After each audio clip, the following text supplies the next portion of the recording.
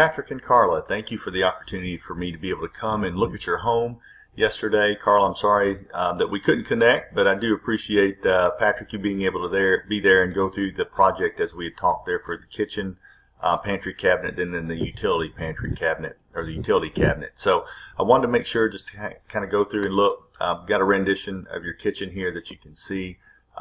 That way it gives us a little bit of perspective and stuff there too. So that's a file we keep. So if for somewhere down the road you want to add or do something in the kitchen part of it other than the pantry, we'll have that information readily available. So if we focus on just the pantry area that we talked about to the left of the fridge, what I want to look at and see how we're going to lay those things out.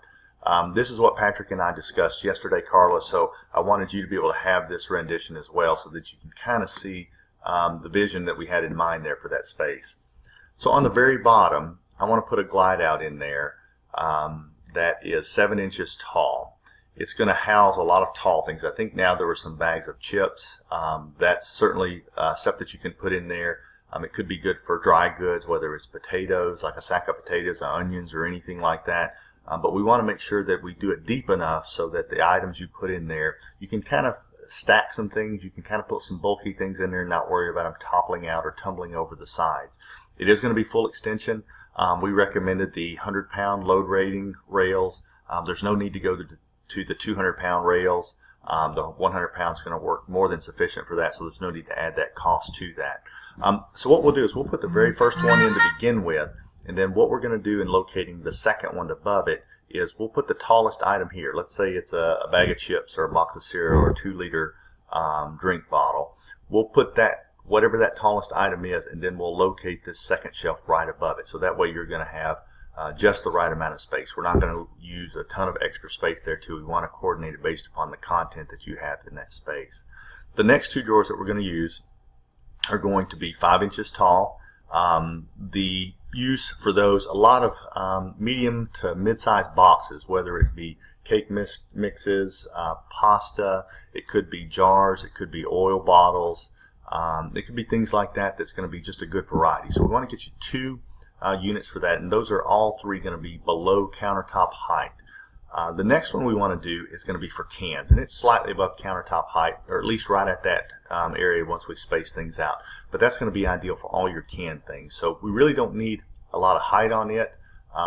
Patrick and I were talking yesterday. You guys don't double stack that, or aren't planning on double stacking it there too. So we're going to put the next one right above it, just enough clearance so that you can have that space there. And this one can be for a variety of things there too. This could be for maybe slightly bigger things, maybe a jar of peanut butter, bulkier, bigger cans, just a variety of things that could go in that same space as well. And then once we get up here around eye level, what we want to be able to do, as I slide up, you can see, we want to be able to put one that's a low profile in the front but taller in the back. So that way if you want to put tall things in here, good examples might be like dressing or something like that, or a can of Pringles, or anything that's tall that has a high center of gravity that with some motion has a tendency to maybe topple over if you were to open or close that pretty quickly. And so we want to have something in the back that won't allow it to tip out, but low enough in the front that you can see over it, read labels, and easily access those things that you want to be able to have. So that's what we had in mind for that space there too. You can see if I just look at different views, you can kind of get an idea of what that's going to look like. I'll slide around here from the utility room and look back into that space. You can see what kind of how those are going to be spaced out and what kind of access you'll have to them.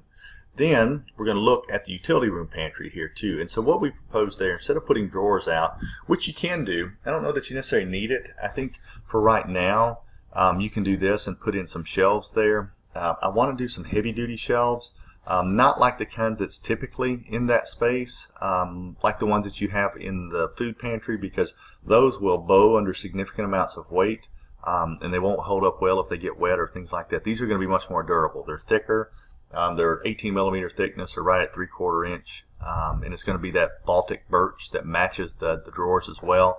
I failed to mention this too, but the drawers are going to have the lifetime warranty on both the installation and the product. So with that classic package there, it's going to be ideal for you guys in terms of the long-term use that you guys might be there, or should you decide to sell, it'll certainly benefit the next homeowners. But here we're going to also come back and put metal shelf standards that run all the way up this front edge, this back edge, same thing on this side. It's going to have clips that you can slide in and pop into place, and that's going to allow you adjustments of the 4 shelves in that entirety of that space. I think this would be ideal for big bulky appliances that you might have in the kitchen cabinet somewhere out here, like crock pots, bread makers, food processors, blenders, any of those things, Vitamix. That would be ideal there too. Now, there could be a point down the time where you might want to come back in and put shelves in there, and certainly that's doable with this setup. So what we're doing here doesn't negate that potential in the future, but that kind of gives you an idea with your space what we could do. I'm going to break it out too in the email that I send you that shows just the price with just this kitchen pantry, a price with just the utility room pantry, and then a price with everything combined.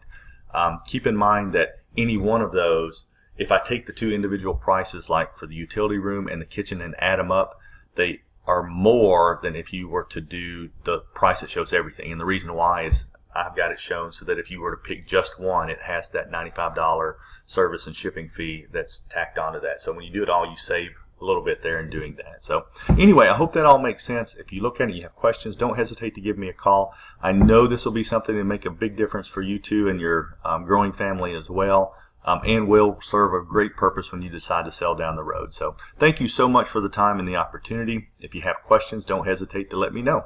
Thank you so much.